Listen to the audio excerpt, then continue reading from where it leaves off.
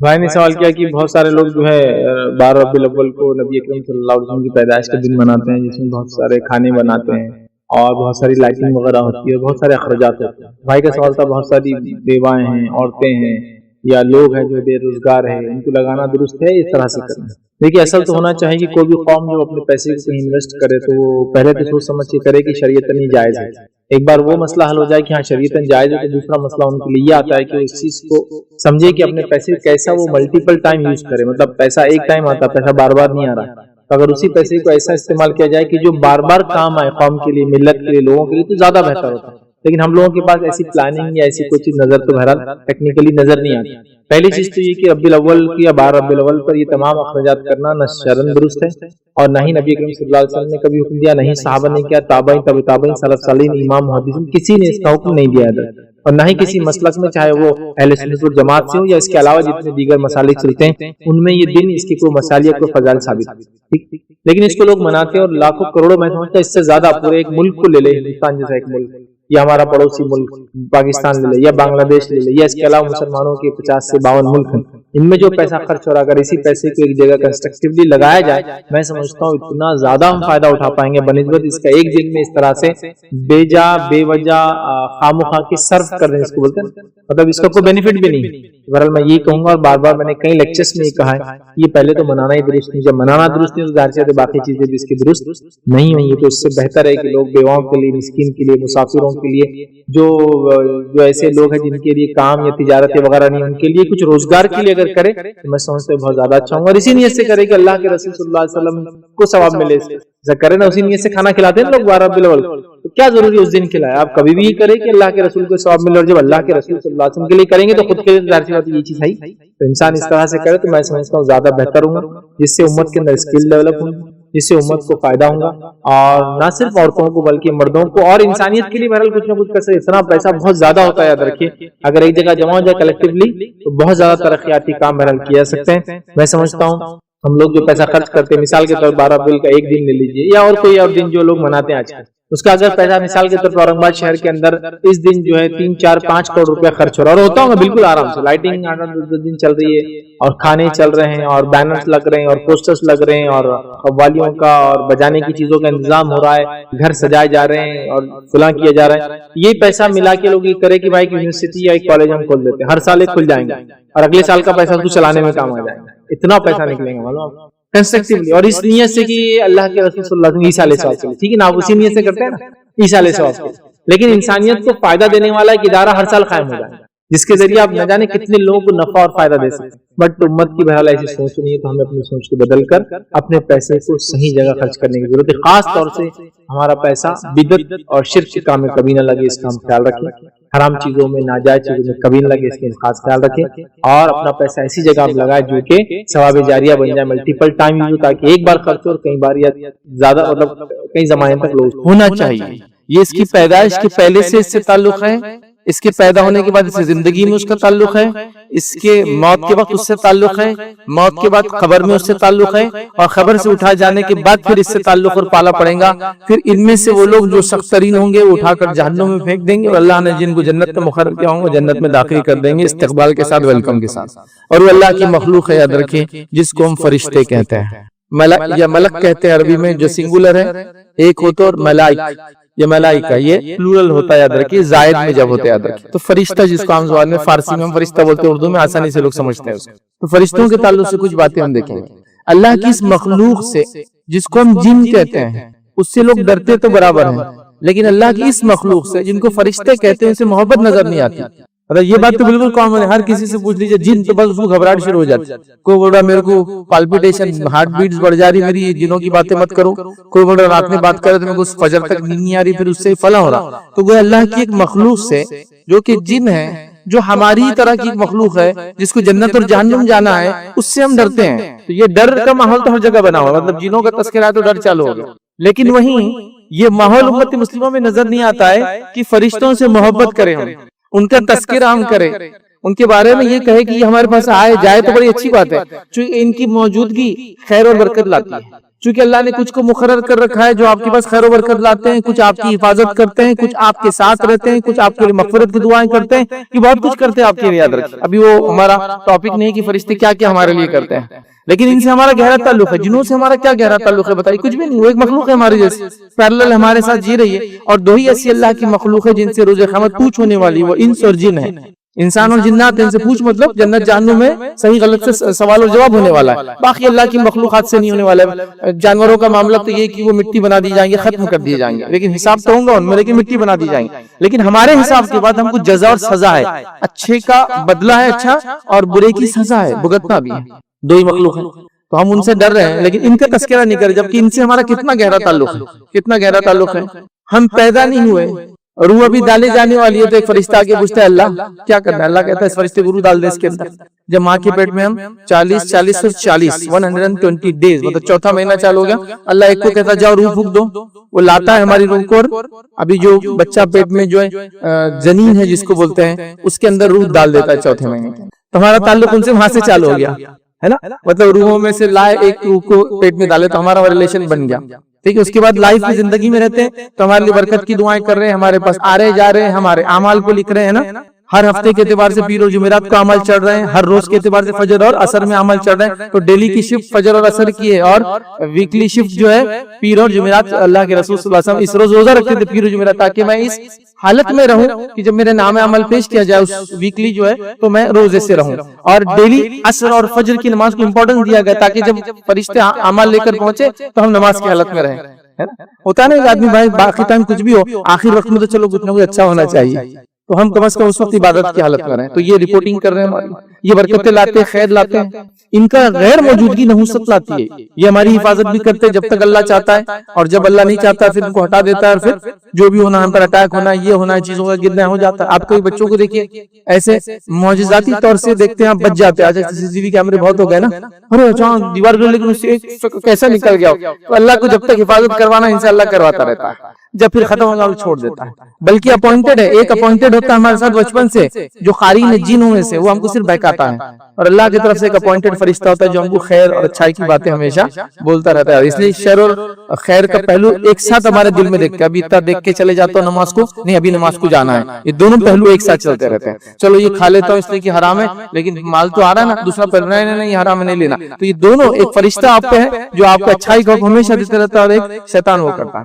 تو یہ ہمارے ساتھ مر جائیں گے تو یہ لینے آنے والے ہیں، روحوں کو لینے آتے ہیں اچھے بری شکل میں، انسان کے اعمال کے اعتبار سے خبر میں ڈال دیے جائیں گے تو سوال کرنے آ جائیں گے، تو ان سے ہمارا گہرا تعلق ہے، حتیٰ کہ زمین آسمان کے کئی معاملات اللہ نے ان کو دے رکھے، تو ان سے محبت ہونی چاہیے۔ ہم نے فکر مند ہونا چاہیے کہیں ہمارے گھروں سے دور نہ ہو جائے، ہمارے معاملات سے دور نہ ہو جائے، کیونکہ یہ جہاں موجود ہوتے ہیں وہ اللہ کے حکم سے ہوتے ہیں، اور جب موجود ہوتے ہیں تو خیر لے کر آتے ہیں، اور جب چلے جاتے ہیں تو پھر شیاطین آ جاتے ہیں اور شر ہو جاتا ہے، پھر ہم بولتے ہیں نحوست آ گئی، برکت ختم ہو گئی، پیسہ پہلے اتنا کماتے تھے اتنا پڑتا تھا اب نہیں پڑتا ہے، فلاں ہے، تو ان کی موجودگی بڑی اہمیت ہے، اور یہ اللہ کے حکم کے بغیر کہیں موجود بھی نہیں ہوتے ہیں، اور اللہ کے حکم کے بغیر کسی کے لیے دعا بھی نہیں کرتے ہیں، لیکن مومنوں کے لیے استغفار کرتے ہیں۔ اللہ کے جو عرش کو اٹھائے فرشتے ہیں، جو مقربین میں سے سب سے زیادہ اللہ کے نزدیک ہے، وہ مومنوں کے لیے استغفار کرتے ہیں۔ اب دیکھیے اللہ سے اتنے قریب ہے وہ، اور مومنوں کے لیے استغفار کرتے ہیں تو رب العزت ان کا سنتا ہے، اس لیے کہ وہ بغیر رب العزت کے حکم کے کچھ کرتے ہی نہیں ہے۔ جب اللہ ان کو حکم دیتا ہے، مطلب اللہ جب کسی کو پسند کرتا ہے تو فرشتے اس سے محبت کرنے لگ جاتے ہیں، ان کا پالا آنا جانا سب شروع ہو جاتا ہے اس کے پاس، اور اللہ جب کسی سے نفرت کرتا ہے تو نکل جاتے ہیں، پھر نحوست، لعنت، برائیاں، شر اور ساری چیزیں بہرحال آنا شروع ہو جاتی ہے۔ تو لہذا اس مخلوق سے محبت ضروری ہے، اس سے زیادہ جتنا جنوں سے ڈر رہے ہیں، اور جن بھی اللہ کے حکم اور کچھ نہیں کر سکتے تو وہاں ڈر رہے ہیں، لیکن یہ مخلوق جتنی اہم ہے، بڑی اہم ہے، تو وہ اصل چیز یاد رکھتے۔ آج میرا ٹاپک یہ مخلوق کب آتی ہے ہم سے قریب، فرشتے کب آتے ہیں، کیا فائدہ ہوتا ہے، وہ نہیں۔ آج میرا ٹاپک ہے یہ کب چلے جاتے ہیں ہم سے دور، امپورٹنٹ چیز، مطلب آتے کب ہے، یہ تو ٹھیک ہے اچھا ہی نیکی کریں گے، لیکن جاتے کب ہے، دور کیوں چلے جاتے ہیں۔ اگر کچھ وہ پوائنٹس و معاملات پتہ چل جائے تو انشاءاللہ ہم ایسے کوئی کام نہیں کریں گے جس سے ہم سے دور چلے جائیں، ٹھیک۔ اور یہ وہ باتیں یاد رکھیں جو شرک اور کفر، نفاق اس کے بعد کے درجے کی باتیں ہیں، مطلب کوئی کہے کہ میں نے یہ کیوں نہیں کہا کہ مشرک کے قریب فرشتے نہیں آتے ہیں، اور یہ تو یہ وہ لیول کا بات نہیں ہو رہی، ہم وہ کریں گے ایک انسان مسلمان ہے اس کے بعد کیوں فرشتے اس کے پاس نہیں آتے، ہم وہ ٹاپک کو دیکھیں گے، ورنہ کفر کرنے سے فرشتے دور چل جائیں گے. کوئی آدمی شرک کرتا تو وہاں فرشتے نہیں ہوتے، وہاں شیاطین موجود ہوتے، شرک ہوتا ہے شرک کے اڈوں پر، ہے نا. تو وہ تذکرہ نہیں، صرف چلے کیوں جاتے ہیں، یا وہ اعمال جس سے ہم بچے، جن کی وجہ سے یہ مخلوق اللہ کی چلی جاتی ہے، جو اگر آ جائے تو اللہ کے حکم سے خیر و برکت لاتی ہے، اور اللہ وہیں بھیجتا ہے جہاں خیر و برکت بھیجنا ہے، اس کو کچھ اچھا کرنا ہے کسی. تو کیوں چلی جاتی ہے؟ بہت زیادہ اعمال نہیں ہے، چند ہی اعمال ہے. ہم کوشش کریں کہ ان اعمال کو سنیں اور اپنے نفس کو بچانے کی کوشش کریں، تاکہ اللہ کی مخلوق ہمارے پاس آیا اور جایا معاملہ ان کا سلسلہ چلتا رہے، ان سے تعلق اچھا بنتا رہے. یاد رکھیے، اور میں ایک عام زبان میں یہ بات کہتا ہوں کہ ایک انسان دنیا میں چاہتا ہے کہ اس کی عزت ہو، اس کا مقام ہو، اس کا مرتبہ ہو، اس کی پہچان ہو. پہچان کا تو ہر کسی کو ہوتا ہے، اور ان کو تو وہ پہچانتے ہیں. وہ آدمی کو میں نے سمجھا تھا ایسا، لیکن اس کو تو وہاں گیا تو سب کھڑے ہو گئے اس کے لیے نا. وہ رسپیکٹ انسان کو اچھا لگتا ہے کوئی اس کو اگر دیتے. تو اصل میں بار بار تقریروں میں کہتا ہوں، انسان دنیا میں غریب رہے، امیر رہے، صحت مند زندگی گزارے، بیمار گزارے، جو بھی ہو، لیکن اصل اس کی پہچان اس مخلوق سے ہو جو لینے آئے. تو وہ پہچان کیوں یہ کون ہے، کس کو لینے آئے. اور وہ فرشتے جب وہ لینے آتے مومن کو تو پہچانتے ہیں کون ہے. جب آتے اس کو لینے تو اچھے اچھے ناموں سے پکارتے ہیں، جو ناموں کو پسند کرتا دنیا. تو ہم بولیں گے یار اس کی پہچان تھی، آئے تو فرشتے پہچانتے تھے. جب آسمان پہ لے جاتے تو پہچانتے تھے، چونکہ اب نیک روح جاتی ہے، آسمان کے فرشتے جو پہلے آسمان پہ ہوتے، دروازے اس کے بغیر کھلتے نہیں ہیں، وہ اس کی خوشبو سے پہچان لیتے اور کہتے ہیں کون نیک روح آ رہی اوپر، کیونکہ ان کو اس کی اسمیل خوشبو آ جاتی. اور جب کوئی برا آدمی مرتا ہے تو بہت ہی اللہ تعالیٰ ان کے شکلوں کو بدلتا فرشتوں کو، اور وہ ڈراؤنی شکل میں آتے ہیں اور مار مار کے اس کو نکالتا ہے. اور جب اس کو بدبودار لباس پہناتے، جب آسمان پہ لے جاتے تو پہلے آسمان پہ فرشتے بولتے ہیں اس کو آنے کی اجازت نہیں، پھینک دو اس کو نیچے. اس کو پہلے آسمان سے نیچے پٹک دیتے ہیں. تو پھر پہچان اگر انسان کی، چاہے دنیا میں جیسی بھی زندگی گزارا ہو، ٹاٹ کے تہلوں پر زندگی گزار لیا ہو، پھٹے ہوئے کپڑے پہن کے گزار لیا ہو، غربت میں جی لیا ہو، ہے نا، لیکن جب آنکھ بند ہو تو وہ پہچانتے ہو تو بھائی یہ اصل پہچان ہے. اگر کسی کو موت کے فرشتوں نے پہچان لیا اور اچھے سے پہچان لیا، مطلب وہ تو کامیاب انسان. ہم کہیں گے یار اس کی پہچان بہت اوپر تک ہے، یقیناً اس سے اوپر کیا پہچان ہو سکتی.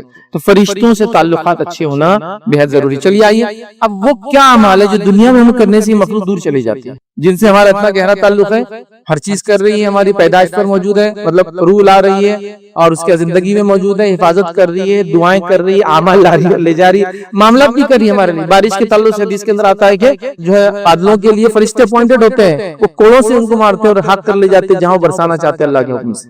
ٹھیک. تو بہرحال یہ مخلوق کیوں چلی جاتی ہے؟ تو وہ اس کام پہ جاتی ہے جو اللہ کو پسند نہیں ہے، اور ان لوگوں کے پاس اور ان کام پہ موجود ہے جو اللہ کا جہاں ذکر ہوتا ہے. تو کہاں ذکر ہوتا ہے، کہاں فائدہ ہوتا ہے وہ نہیں لیں گے، کہاں سے چلی جاتی. تو آئیے بہت کم پوائنٹ ہے وہ آپ کے سامنے. تو پہلا پوائنٹ یاد رکھیے، اس گھر سے فرشتے چلے جاتے یا دور ہو جاتے یا نہیں آتے جس گھر کے اندر، یاد رکھیے، کتا یا تصویر ہو. یاد رکھیے کتا اور تصویر ہونے سے فرشتے چلے جاتے ہیں. اب یہ بڑا امپورٹنٹ پوائنٹ ہے، یاد رکھیے. یہ اب نہیں کر سکتے، لیکن اس سے پہلے ایک وضاحت کر دوں، یہ ہے کہ اگر کتا شکار کے لیے پالا جا رہا ہے، کتا حفاظت کے لیے پالا جا رہا ہے، تو اس کتے کو گھر سے آپ باہر رکھ سکتے ہیں، وہ مسئلہ نہیں. چونکہ کتے کو خامخواہ رکھنا ہے، شوق کے لیے کسی نے رکھ لیا تو اللہ کے رسول صلی اللہ علیہ وسلم نے فرمایا اس کا ہر روز ایک قرات اجر کم ہو جاتا ہے. اور قرات کیا ہے؟ بہت پہاڑ سے برابر، اس کے برابر یا اس سے زیادہ ایک قرات ہوتا ہے، تو ڈیلی مائنس ہو جاتا ہے اگر شوق کو پالا تو. لیکن ضرورت کے لیے پالا، حفاظت ہو سکتی ہے، جو ریبل ہوتے ہیں جانور وغیرہ ان کو جمع کرنے کا معاملہ ہو سکتا ہے، پرسنل سیفٹی کے لیے ہو سکتا ہے، یا کچھ چیزیں آ رہی ہے اور جا رہی ہے جس پہ آپ بارڈر پر ہے، یا آپ ایسے شخص ہیں جن کے پاس تو سونگنے کے لیے جانور ہوتے ہیں کتے کہ بھائی دیکھیں کوئی خطرناک چیز تو نہیں اندر آ رہی جا رہی ہے نا، ہوتا ہے ایسا. تو یہ تو حفاظت ہے، یہ مسئلہ نہیں. لیکن ان کو بھی گھر سے باہر رکھنا ہے، مطلب اس کو آپ کہیں گے آپ کا ایک رہنے کا گھر ہے، اس کا صحن ہوتا ہے، آنگن ہوتا ہے، خالی ایریا جو تو وہاں رکھیں گے آپ، اندر نہیں گھر. تو وہ بہرحال اس حد تک ٹھیک ہے، یہ ضرورتیں اور مجبوریاں ہیں، یہ ایک الگ بات. لیکن عام حالت میں اگر کتا اور تصویر گھر میں ہے تو وہ فرشتے وہاں نہیں آتے. تو اس معاملے میں ہم کو بہت محتاط رہنا ہے، اور ایسی کوئی غلطی ہم نے نہیں کرنا ہے کہ فرشتوں کو خامخواہ دور کر دیں سوشل سٹیٹس کے چکر کے اندر کہ بھائی ہم بہت بڑے گھر کے ہو گئے تو کتا رہتا ہمارے گھر میں. کیوں رہتا؟ تم شکار پہ جاتے ہیں، شکار کر کے کھاتے آج کے دور میں، تم کو حفاظت کی ضرورت نہیں، کچھ نہیں، بس اب وہ چونکہ سب کچھ ہو گیا، اتنا پال لیا تو وہ کتا پال رہے ہیں. بھائی اپنے رشتہ داروں کو پالو اتنا ہی ہے، تو مسکینوں کو پالو اتنا ہی ہے، تو معذور اور یتیم اس سماج میں کتنے ہیں، اور اس امت کے علاوہ انسانیت میں کتنے ہیں، وہاں خرچ کرو. ورنہ یہ بھی میں نے دیکھا کہ سوشل سٹیٹس کے چکر کے اندر کتے پالے جا رہے ہیں اور کتوں کی وہ خدمت کی جا رہی ہے جو گھر میں پڑا ہوا بوڑھا ہے اس کی نہیں کی جا رہی. کتوں کا پیخانہ صاف کیا جا رہا ہے، کتوں کو پیخانہ کرانے کے لیے گھمانے لے جایا جا رہا ہے. حد ہو گئی یار. ٹھیک ہے ایک جانور ہے ضرورت کے لیے، لیکن وہ جو اسٹیٹس مینٹین کرنے کے چکر میں اس کی کنگھی کی جا رہی ہے، گھر میں بوڑھا باپ ہے، دادا کی کنگھی نہیں ہو رہی، کتوں کی کنگھی ہو رہی ہے، عجیب و غریب ہو گیا. تو ایک لمٹ ہوتی ہے ہر چیز کی.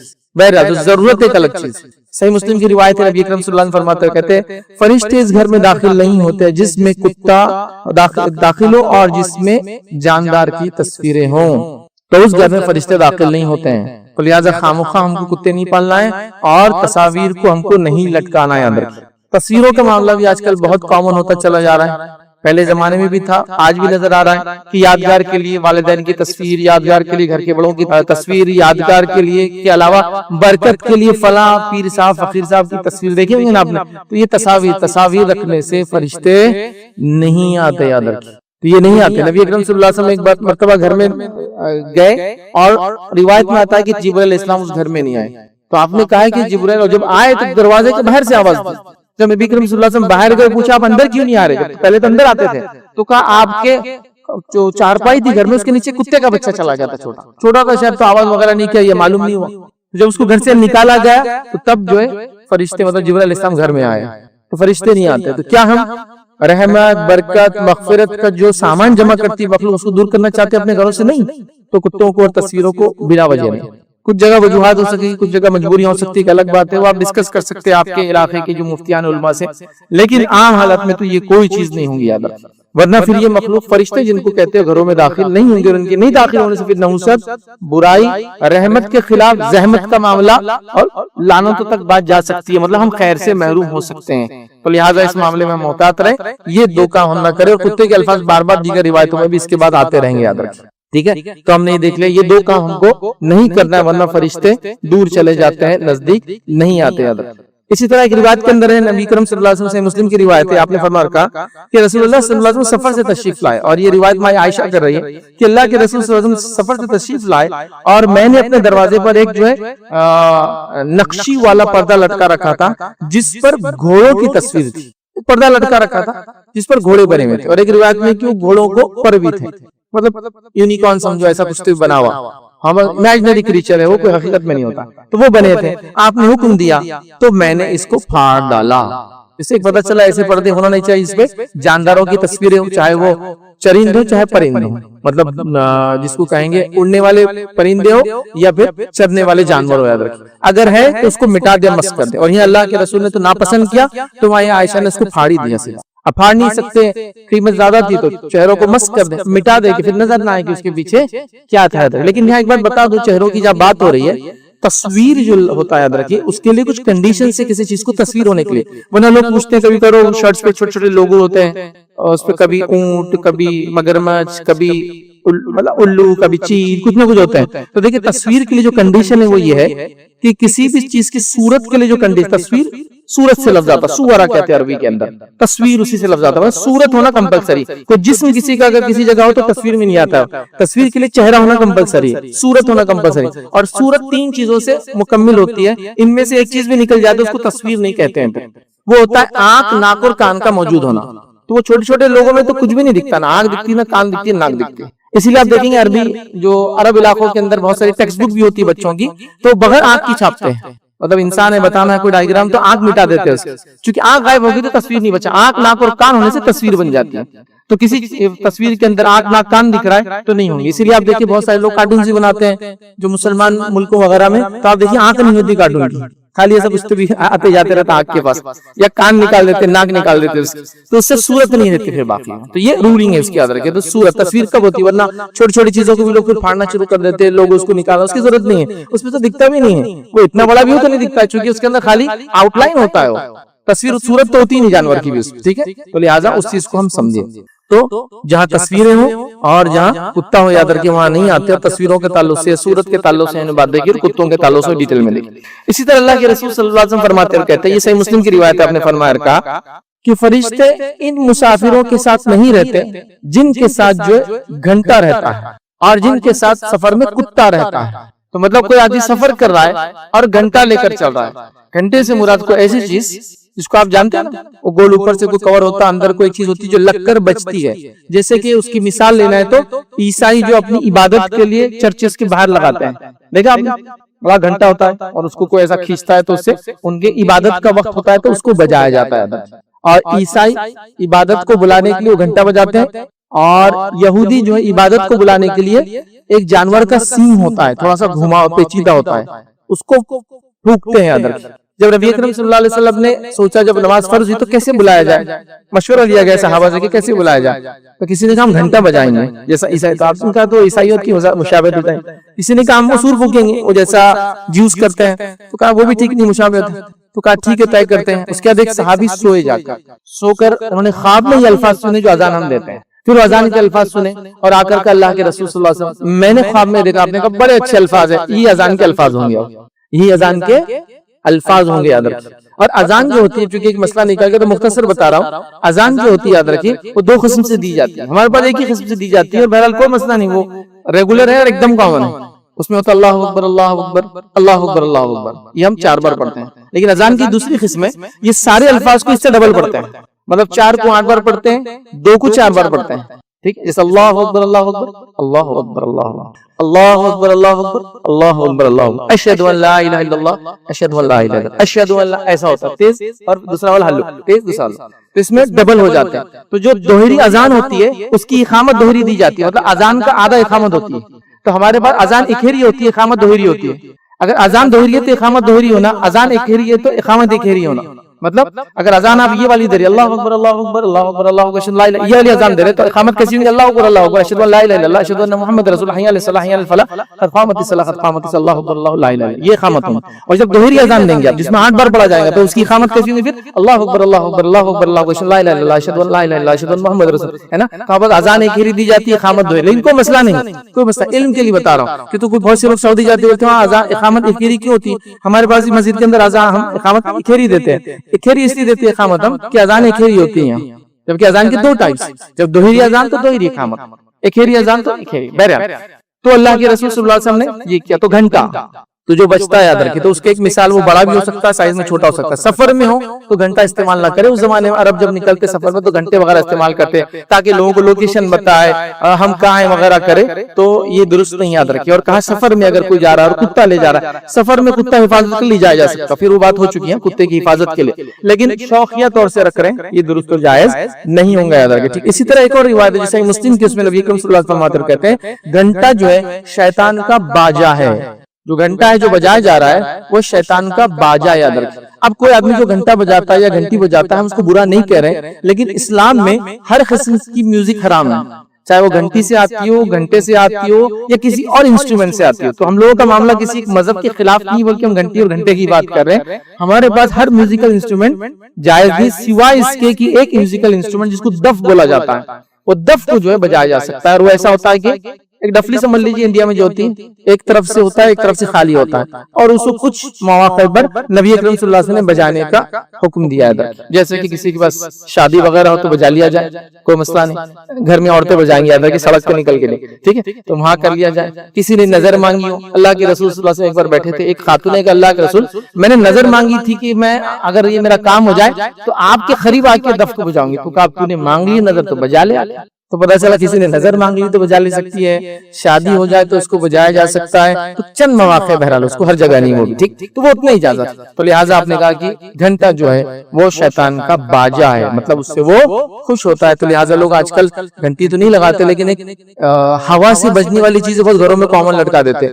کچھ لمبے لمبے ہالو جو ہے میٹل کے کچھ ہوتے ہیں, اس میں ایک بیچ میں ایک لوہے کا ہوتا ہے, وہ ہوا چلے گی ٹن ٹن ٹن ٹن ٹن بجنا چالو ہو جاتا ہے. تو یہ درست نہیں, چونکہ وہ بھی گھنٹی کی ایک شکل ہے, ہوا سے کنٹینیوس بجتا رہتا ہے, درست نہیں. یاد رکھیں یہ سب چیزیں نہیں کرنا چاہیے, چونکہ رحمت کے فرشتے دور ہو جاتے ہیں, اور فرشتے کے دور ہونے سے رحمتیں ختم ہو جاتی ہے اور شیاطین بسنا شروع ہو جاتے ہیں. یہ اصل مسئلہ ہے. آئیے اس کے بعد اور کون سی چیز جس کی وجہ سے فرشتے دور ہو جاتے ہیں وہ سن لیجئے. نبی اکرم صلی اللہ علیہ وسلم فرماتے کہتے ہیں, ابو داؤد کی روایت ہے, اس میں کافی سارے الفاظ آپ نے فرمایا اور کہا رسول اللہ صلی اللہ علیہ وسلم ارشاد فرمایا, کہا 3 شخص ایسے ہیں جن سے فرشتے قریب نہیں آتے, مطلب دور ہو جاتے. اس کا مطلب 3 اشخاص ایسے جن سے فرشتے قریب نہیں آتے, ان سے دور ہو جاتے ہیں. پہلا آپ نے فرمایا کہا کافر کی لاش, اس کے پاس سے فرشتے دور بھاگ جاتے ہیں, وہاں نہیں رکتے ہیں, ٹھیک, تو کافر کی لاش اس سے دور ہو جاتے ہیں, ٹھیک.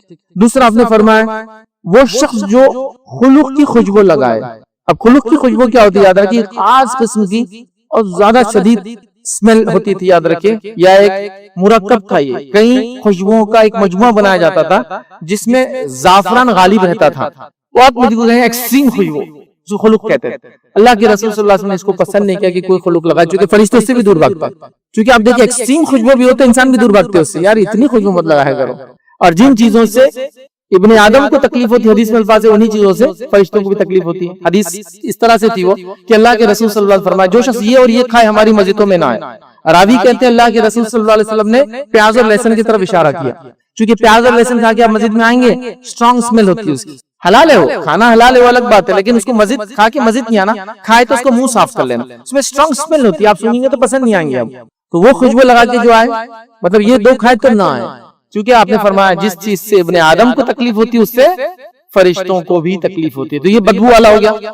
एक्सट्रीम खुशबू भी याद रखिए, उससे फरिश्ते दूर चले जाते हैं। और आप भी देखिए, अगर कोई एक्सट्रीम खुशबू लगाएंगे तो आपको पसंद नहीं आएंगे, आप भी उससे दूर हट जाएंगे, यार इतनी खुशबू मत लगाया करो, सर दुखना चालू हो गया। तो आदम की औलाद को जिस चीज से तकलीफ होती है, फरिश्तों को भी उन चीजों से तकलीफ होती है। अब इसमें ये चीज भी आप देखिए, गौर कीजिए कि तंबाकू स्मेल करता है, तो तंबाकू की स्मेल नहीं आला बोल के उसमें खुशबू मिलाई जाती है, वो इतनी एक्सटेंस, मतलब इतनी ज्यादा खुशबू होती है कि आप बोलेंगे नहीं, वैसे वो खाना ही चीज जायज नहीं, याद रखिए। और उसमें उसकी खुशबू और तकलीफ दे रही थी, वो भी आप गौर कीजिए, इतनी तेज आती है, आप दूर से बोलेंगे यार कोई तो तंबाकू खाने वाला है, क्योंकि वो तंबाकू खुशबू छुपाने जो उसमें खुशबू डाली गई वो इतनी हार्ड होती है, इसी को इंतहा नहीं, क्योंकि वो स्मेल को दबाने के लिए डाली जाती है। तो खुलूक की खुशबू लगाएंगा, फरिश्ते करीब नहीं आते हैं। और फिर फरमाया अल्लाह के रसूल सल्लल्लाहु अलैहि वसल्लम ने, याद रखिए, उसके तीसरी चीज फरमाया और कहा खुलूक की खुशबू, और तीसरा फरमाया और कहा कि जुनूबी इंसान जो होता है उससे भी करीब फरिश्ते नहीं आते हैं। जुनूबी क्या होता है? जुनूबी का माना इंसान उस कैफियत में हो कि जब उसको गुस्ल वाजिब हो, चाहे वो हम बिस्तरी की वजह से हुआ हो या फिर उसको एहतिलाम की वजह से हुआ हो, नाइटफॉल की वजह से हो, वेट ड्रीम की वजह से हुआ हो, तो उसको क्या करना चाहिए? फिर गुस्ल लेना चाहिए। अब सवाल यह है कि अगर ऐसा इंसान के साथ हो जाए, इंसान अपनी बीवी के साथ सोना चाहता है, अब हदीस के अल्फाज है तो कि जुनूबी के पास फरिश्ते नहीं आते हैं, तो क्या करे? तो याद रखिए, अगर इंसान को जुनूबी हालत में सुबह उठ के गुस्ल लेना है तो फिर वो वजू करके सोएगा, वजू करके सोएगा तो मामला कट हो जाएगा। तो आपसे फरमाया वो शख्स जो जुनूबी हालत में, मगर ये क्यों वजू कर ले, वजू कर लेंगे तो मसला खत्म हो जाएगा। एक इंसान जनाबत की हालत में वो खाना चाहता है तो वजू कर ले, एक इंसान जनाबत की हालत में अभी गुस्ल लेना नहीं चाहता, सोना चाहता है तो वजू कर ले, एक इंसान जनाबत की हालत में सुबह उठ के गुस्ल करना चाहता है फजर से पहले तो वो वजू कर ले, वजू करके सोना चाहिए। अब एक सवाल यहाँ आता है, क्या वजू दायमी इबादत है? तो याद रखिए, वजू दायमी इबादत है। गुस्ल हो ना हो आप अलग से वजू कर सकते हैं, मतलब गुस्ल ना हो तो वजू करके नमाज नहीं पढ़ सकते आप। बोलने का मतलब ये गुस्ल ना भी हो तो वजू करेंगे तो अजर सवाब मिलता है उसका। बहुत से लोग सवाल करते हैं, अरे गुस्ल ही नहीं तो वजू करके क्या फायदा? ये मसला मर्दों के लिए तो ज्यादा नहीं है, औरतों के लिए मसला तब काम आ सकता है जब वो हैज की हालत में हो, कई दिनों तक जो है गुस्ल नहीं करते, क्योंकि अब गुस्ल करे भी तो फायदा नहीं है। वजू तो कर सकते हैं, क्योंकि वजू दायमी इबादत है। वजू क्या फायदा देगा? वजू वो सारे फायदे देगा जो वजू की फायदे रिवायतों के अंदर आते। वजू करके जो सो जाता है फरिश्ते उसके लिए दुआ करते हैं, वजू करके फला।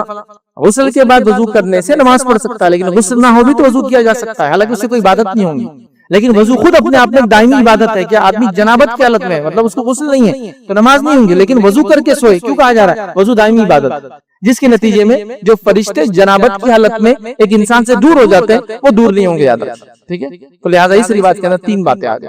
काफिर की लाश से फरिश्ते दूर हो जाते हैं, दूसरा याद रखिए एक मखसूस किस्म की तेज खुशबू है, खुलुक जिसको कहा जाता है अरबी के अंदर, उससे लगाने से फरिश्ते दूर होते हैं। हम आज के जमाने में बहुत ज्यादा शदीद खुशबू। तीसरा जो हमने देखा इसके अंदर, याद रखिए कि अगर जनाबत की हालत में एक इंसान हो तो फरिश्ते उससे दूर हो जाते हैं, सिवा इसके कि वजू कर ले। तो लिहाजा बच्चा है, बड़ा है, सोना चाहता है, सुबह उठ के गुस्ल लेगा, शाम में इंतजाम नहीं तो बहरहाल वो वजू कर ले और फिर सो जाए। और वजू दायमी इबादत है। और एक मसला मैंने बता दिया, खवातीन भी जो है वजू वगैरह उस हालत में बहरहाल वो कर सकते हैं, हालांकि वो गुस्ल नहीं कर सकते, नमाज नहीं पढ़ेंगे, लेकिन वजू वाली इबादत करते रहे, जैसा मुंह तो धो रहे हैं, वजू कर, क्या उसमें मसला मेरा? तो ये जहन में रखने के लिए बहरहाल हुआ। आइए इसके अलावा और क्या चीज है जिससे याद रखिए फरिश्ते नहीं है? तो ये आखिरी पॉइंट रहेगा हमारा इस मौजू के इस टॉपिक के अंदर, क्योंकि मैंने शुरू में कहा था बहुत चंद चीजें जिसकी वजह से फरिश्ते हमसे दूर रहते हैं, और वो याद रखिए झूठ बोलने वाले से फरिश्ते दूर चले जाते हैं। झूठ बोलने वाले से फरिश्ते दूर चले जाते हैं। आइए जामी तिर्मिज़ी की रिवायत के अल्फाज सुनिए, जब कोई इंसान झूठ बोलता है तो इसके झूठ की बदबू से फरिश्ते 1 मील दूर से चले जाते हैं। 1 मील दूर, माइल जिसको कहते हैं, याद रखिए 1 मील अप्रोक्सीमेटली 1.5 किलोमीटर से लेकर 1 किलोमीटर और 700 मीटर तक होता है, याद रखिए। میل مائل اس کو جو ہے انگلش میں بولتے ہیں، وہ میل ہوتا ہے ہمارے پاس یاد رکھیں، 1 میل دور چلے جاتے ہیں اس سے جب وہ آدمی جھوٹ بولتا ہے، چونکہ جب آدمی جھوٹ بولتا ہے تو اس کے منہ سے ایک بدبو نکلتی ہے، اور جو بدبو رہتی ہے وہ ہم کو تو نہیں آتی بہرحال اس کی، لیکن فرشتے اس کو سونگ لیتے ہیں اور اس بدبو کی وجہ سے وہ انسان سے دور ہو جاتے ہیں. لیکن اب جھوٹ کا معاملہ کیا ہے یاد رکھیں، یہ اتنا ہو چکا ہے جس کی کوئی انتہا نہیں. حالانکہ فرشتے سے دور چلے جاتے ہیں، جھوٹ بولنے کی وجہ سے ایک گناہگار انسان کے نام عمل میں لکھ دیا جاتا ہے. نبی اکرم صلی اللہ علیہ وسلم موجود تھے اور ایک صحابی غالباً کرم عامر تھا، ان کی والدہ وہاں موجود تھی، اور اللہ کے رسول صلی اللہ علیہ وسلم کے سامنے انہوں نے کیا کیا، ہاتھ کو بند رکھا مٹھی کو اور کہا آؤ میرے پاس میں کچھ دوں گی. بچوں کو بولتے نا آؤ میرے پاس کچھ دوں گی، تو اللہ کے رسول صلی اللہ علیہ وسلم نے کہا کیا دینے والی ہو، بلا رہی ہو نا بچے، کیا دینے والی ہو؟ تو کہ اللہ کے رسول صلی اللہ علیہ وسلم ہاتھ کھولا تو کھجور ہے، یہ دینے والی. ہاں اگر تم ایسا نہ کرتی تو ایک جھوٹ تمہارے نام پہ لکھ دیا جاتا. مطلب بچوں کو بھی آپ جھوٹ نہیں بول سکتے، آپ کچھ اور بول کے سمجھائیے. بچوں کو جھوٹ بولنا ایک دم عام بات ہے، بولتے نہیں بچوں کو جھوٹ بولا ایسا وہ اندھیرے میں جائیں گے تو بڈھا آئیں گا. کون بڈھا ہے وہ، اور کیوں آئیں گا، اور کیوں ڈراتے ہیں بچوں کو فالتو چیزوں سے بچپن سے؟ ایسا خوف جو خوف انہوں کبھی ہونا ہی نہیں چاہیے. جھوٹ بھی ہو گیا ایک دم، کون بڈھا آئیں گا اندر سے، کچھ بھی نہیں. مطلب آپ بولے جن بھوت آئیں گا، غلط بات ہے نا. کیوں ڈرا رہا ہے؟ اس سے بچوں کو اندھیرے سے ڈر پیدا ہوتا ہے. جھوٹ بولا آپ نے، یا بچے پوچھ رہے آپ سے کوئی سوال کر رہے کہ وہ بجلی کیوں کڑکتی، ارے الیکٹرک شارٹ سرکٹ ہو جاتا آسمان میں، جان دو تم کہاں چکر میں جا رہے. غلط بات کیوں بولے آپ بتائیے. اس کو کیسا ہوتا ہے، گرم ہوائیں اور ٹھنڈی ہوائیں جب ملتی ہے جس علاقے کے اندر ہے نا، تو اس کی وجہ سے وہ ٹکراؤ ہوتا ہے دونوں کے اندر، اور اس کے اندر گرمی پیدا ہوتی ہے اور اس سے بجلی کڑک کے باہر نکلتی ہے. نہیں آتا تو بولتے بیٹا میرے کو نہیں معلوم، سائنٹیفک ریزن اسکول میں جا کے ٹیچر سے پوچھ لو. جھوٹ مت بولو. یا پھر کوئی بات ہے جو فیوچر میں کرنے والے تو انشاءاللہ کے ساتھ بولو. جیسا مثال کے طور پر مجھے گاڑی چاہیے فلاں ہوگا، انشاءاللہ دیکھیں گے. اب آپ نے اللہ پہ ڈال دیا بات کی حالات رہے تو ہو جائیں گے، ٹھیک ہے. تو بہرحال جھوٹ نہیں. تو بچوں سے جھوٹ نہیں. تو اللہ کے رسول موجود تھے، صحابیہ نے ہاتھ بند کر کے بچے سے کہا کچھ دوں گی. آپ نے کہا تیرے نام ایک جھوٹ لکھ دیا تھا اگر تو کچھ نہ دیتی. اور انہوں نے کہا اللہ کے رسول صلی اللہ علیہ وسلم میرے پاس ایک کھجور ہے، تو آپ نے ان کو وہ کھجور دیا تھا. جھوٹ بولنے سے فرشتے دور چلے جاتے ہیں. جھوٹ اتنا بڑا گناہ ہے یاد رکھیں، اس کی کوئی انتہا نہیں. لیکن بڑی تعجب کی بات ہے ہم اس کو بہت معمولی لیتے ہیں. یہ بڑی عجیب بات ہے، یہ بڑی عجیب بات ہے. آپ تھوڑا سا اس پہ غور کرو. فرسٹ ورلڈ کنٹریز کے اندر، دنیا کے جو جدید ترین ممالک کہلاتے ہیں، اس کے اندر ان کے سیاستداں بھی جھوٹ نہیں بولتے ہیں. اب انداز لے، ہمارے پاس تو اس کے بغیر سیاستداں کوئی پولیٹیشین بن ہی نہیں سکتا. وہ لوگ تو جھوٹ نہیں بول سکتے، سیاستداں تک جھوٹ نہیں بولتے ہیں. اتنے مطلب پابند ہوتے، چونکہ ان کا جھوٹ پکڑا جائے گا تو وہ ذلیل محسوس کریں گا، اپنے آپ کو ذلیل محسوس کریں گا، تو بہت مطلب جس کو کہیں گے وہ ہو جائیں گا اور آپ سے معافی مانگیں گے. یہ بڑی عجیب بات ہے کہ مطلب اسلامی اصول اور ضوابط ان لوگوں نے لے لیے، انہوں نے لے لی. اتنی تعجب کی بات ہے ہمارے پاس تو ایک آدمی اپنے آپ کو مومن مطلب اعلیٰ درجے کا پتہ نہیں کیا کیا بیان کر رہا ہے. جھوٹ بولنا جائز ہے، گالی دینا جائز ہے، گھما دینا جائز ہے، کچھ بھی کر رہا ہے، بس مطلب ہر چیز اس کے لیے جائز ہو جا رہی ہے. جتنا دیندار لیول پہ جا رہا ہے اتنا زیادہ جھوٹ بول رہا ہے. گھر میں بیٹھ کے فیس بک یوز کر رہا ہے اور بول رہا ہے بزی ہے میں. جھوٹ کے ایک درجہ مطلب ہوگا، چونکہ اس سے مقام بنے گا نا. میں بار بار نہیں ملوں گا، تھوڑے دن تک بھگاتے رہوں گا تو لوگ پتہ چلیں گا میرے پاس 10 بار آئے تو میں ملتا ہوں. یہ حالت ہے یاد رکھیں. لہٰذا جھوٹ نہیں. جھوٹ بولنے سے فرشتے دور چلے جاتے ہیں. اور جھوٹ کے بارے میں کیا کہوں، آخری بات کہہ کے ختم کر رہا ہوں. شرک بھی جھوٹ کی قسم ہے. جھوٹ کا دائرہ اتنا بڑا ہے. شرک بھی جو اللہ کے ساتھ شریک کی جاتے ہیں وہ جھوٹے معبودان ہیں نا، تو شرک بھی جھوٹ کی ایک قسم ہے. اس سے آپ سمجھو جھوٹ کتنی خطرناک چیز ہے. اسی لیے حدیث میں الفاظ ہے انسان جھوٹ بولتا ہے، جھوٹ بولتا ہے، جھوٹ بولتا ہے، حتیٰ کہ اس کا نام جھوٹوں میں لکھ دیا جاتا ہے. مطلب ہمیشہ کے لیے جھوٹا ہو جاتا ہے. اب بولیں گے کہ 2-3-4 بار جھوٹ بولا، بار بار بول تو نام ہی لکھ دیا گیا. اب وہ سچوں میں نہیں سکتا. اور ایک انسان سچ بولتا ہے اور پھر سچ بولتا ہے، اسی کوشش کرتا ہے، سچوں میں اس کا نام لکھ دیا جاتا ہے ہمیشہ کے لیے. تو شرک بھی جھوٹ کی قسم ہے. تو جھوٹ کتنی خطرناک چیز ہے، اندازہ لگائیے. فرشتے اس بدبو کو سونگھ لیتے ہیں جو انسان جب جھوٹ بولتا ہے اور دور چلے جاتے ہیں. اور جھوٹ کے بارے میں آلریڈی ہم نے ایک لیکچر لے لیا. بس ایک مختصر بات بتاؤں جھوٹ کے بارے میں. ہر کوئی اس کو ذہن میں رکھے، جھوٹ کی اپنی ایک زندگی ہوتی ہے. وہ یقیناً آپ کی زندگی میں بار بار آپ کے سامنے آئیں گا، بار بار آئیں گا. آج نہیں آئیں گے. مثال دیتا ہوں، کالج لائف میں ایک جھوٹ بولا تھا. کالج لائف ختم ہو کے 25 سال ہو گئے. پھر ایک کوئی تو ملا رہے یار تم نے کالج میں بولے تھے تمہارے دادا کی زمین، اس کا کیا ہوگا؟ جھوٹ تھا. آئی پھر بات میرے سامنے. اب پھر ایک نیا جھوٹ بولتا ہوں، اس میں کیس ہو گیا، ابھی وہ ڈسپیوٹیڈ پراپرٹی بن گئی، ابھی فلاں ہو گیا. پھر جھوٹ بولا. پھر مرتے وقت کوئی تو بات آئیں گے، تم نے ایک بار بولے تھے، بار بار آئیں گا. ری اٹیسٹ کرنا پڑے گا، یا تو معافی مانگ لو گا بول کے جھوٹ بولا تھا، ختم کرو قصے کو. نہیں تو اس کی اپنی لائف ہے، یہ آپ کے سامنے بار بار آئیں گا، بار بار آگے تکلیف دیں گے. یاد رکھ کر ایسے ایسے مقامات پر آئیں گے آپ سوچیں گے کاش کہ میں نے کبھی جھوٹ نہ بولا ہوتا. سچ تھوڑا مشکل ہوتا ہے، لیکن ایک ٹائم ہی ہے نا، ایک ٹائم ہی جھٹکا جو بھی ہے ہمارا کہ آپ نے سچ بول دیا. ایک ہی بار ہے وہ جھٹکا، سامنے والے کو بھی لگا، آپ کو بھی لگا کہ یار ایسا بولتے کہ میں آیا تھا اور آپ نے سے بھی ہے، لیکن میں نے سچ بولا میں نہیں یہاں مل سکتا تھا آپ سے، وجہ کیا تھی کہ میں ایسا تھا، ہو گیا، لیکن اتنی بات کے لیے ٹھیک ہے تھوڑا سا آؤں گا، ختم ہو گیا، لیکن آپ نے جھوٹ بول دیا میں یہاں تھا وہاں تھا، اگلی بار وہ بات آ گئی، آپ تو اس دن بولے وہاں تھے، اور اب کیا بولوں کہاں تھا، پھر اس کو بول رہے کہ تو بول کہ میں وہاں تھا، تو وہ بھی جھوٹ بول رہا کہ جھوٹ کی اپنی زندگی چالو ہو جاتی، تو جھوٹ زندگی میں یاد رکھو وہ سامنے آئیں گا، فرشتوں کو آپ سے دور کر دیں گا، رحمت کو اللہ کی دور کر دیں گا، جھوٹے انسان کے بہت برا حال ہوتا ہے، یاد رکھیے دنیا میں بھی ایک بہت بری زندگی جیتا ہے جھوٹا، آخرت میں بھی بری زندگی جیتا ہے، اور اگر جھوٹ کچھ اور چیزوں کے ساتھ کمبینیشن میں مل جائے تو وہ پکا منافق بھی ہو جاتا ہے، چونکہ منافق کے لیے جو پرلے درجے کا ہوتا ہے، جو 4 چیزیں جس سے وہ مل کر پکا منافق ہو جاتا ہے، اس میں پہلی چیز ہے اذا حدث کذب، جب بات کرتا ہے تو جھوٹ بولتا ہے، جب امانت رکھی جاتی ہے خیانت کرتا ہے، جب لڑائی جھگڑا تو گالی گلوچ کرتا ہے، تو یہ چیزیں مل جائیں گی تو آپ پکے منافق کا انگریڈینٹ، فرسٹ انگریڈینٹ یہ ہے کہ انسان جھوٹ بولتا ہے، اور شرک بھی جھوٹ کی قسمت، تو لہٰذا ہمیں ان چیزوں سے بچنا چاہیے۔